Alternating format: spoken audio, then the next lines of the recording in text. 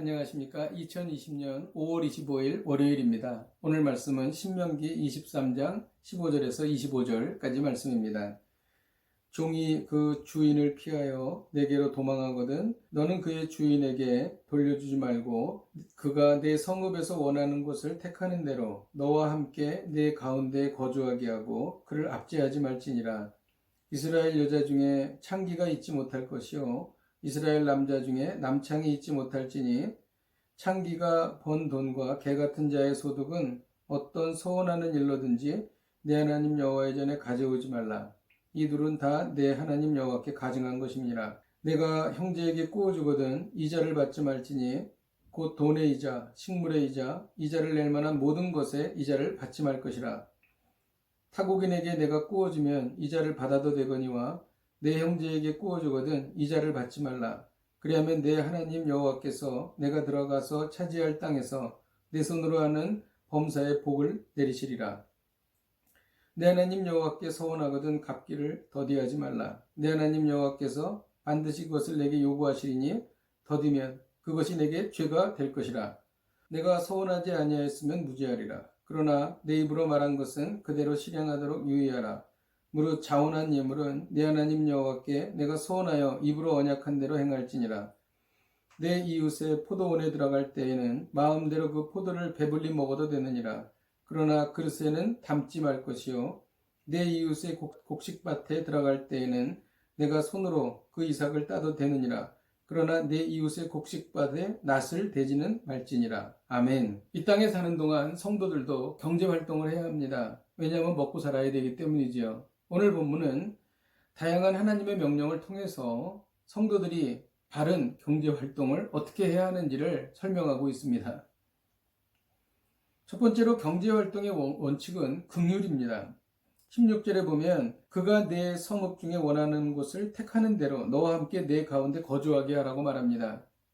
그는 도망와서 탈출한 종을 말하는 것인데 이 탈출한 종을 다시 그 주인에게 보내지 말고 그가 원하는 곳에서 살게 하라는 것입니다. 기원전 18세기에 바벨론의 함부라비 법전에는 도망한 종을 숨기는 자는 사형에 처하도록 되어 있었습니다.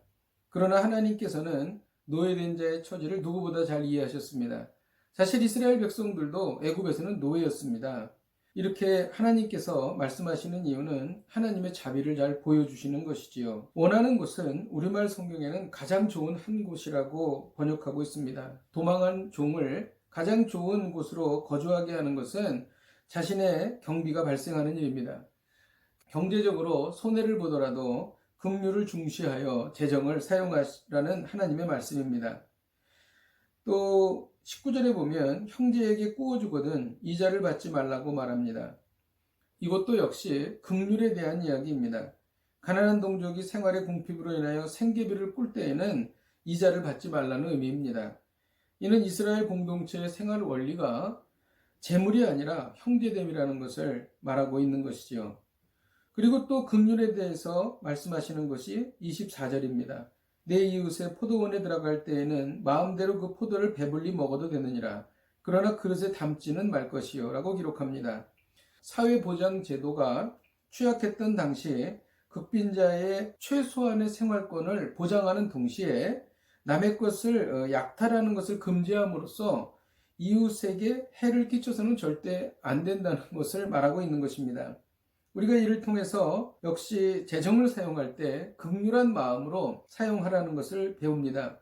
자기 포도원에 와서 다른 사람들이 먹는다면 손해가 될 것입니다.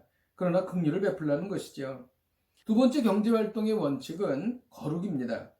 18절에 보면 창기가 번 돈과 개 같은 자의 소득은 어떤 서원 일로든지 내 하나님 여호와의 전에 가져오지 말라고 말합니다.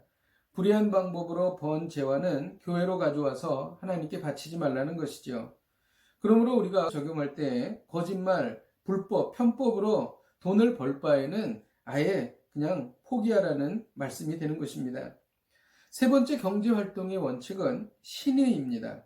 이스라엘 사람들은 예물을 가지고 서운하는 일이 많았습니다. 서운을 하면 반드시 행하라고 말씀하십니다. 21절에 그 말씀이 기록되어 있죠. 이것을 삶에 적용하면 하나님께 우리가 마음으로 약속한 헌금이 만일 있다면 그것은 성실하게 최선을 다해서 하나님께 드려야 할 것입니다. 사실 오늘 이 말씀은 세상 사람들이 절대 이해할 수 없는 경제 활동의 원칙입니다. 하지만 이렇게 할 때에 하나님께서는 기뻐하시고 또 전혀 우리가 이해할 수 없는 방법으로 넘치게 채워주실 줄로 믿습니다.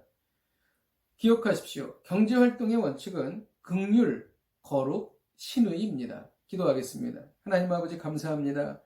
우리가 세상에서 경제 활동을 할 때 오늘 이 말씀대로 긍휼하게 그리고 거룩하게 신의를 지키며 생활하게 하여 주옵소서. 예수님의 이름으로 기도하였습니다. 아멘. 할렐루야. 오늘도 우리는 경제 활동을 할 것입니다. 이 말씀 붙잡고 하루를 승리하시기를 주님의 이름으로 축복드립니다. 오늘도 승리하십시오. 내일 뵙겠습니다.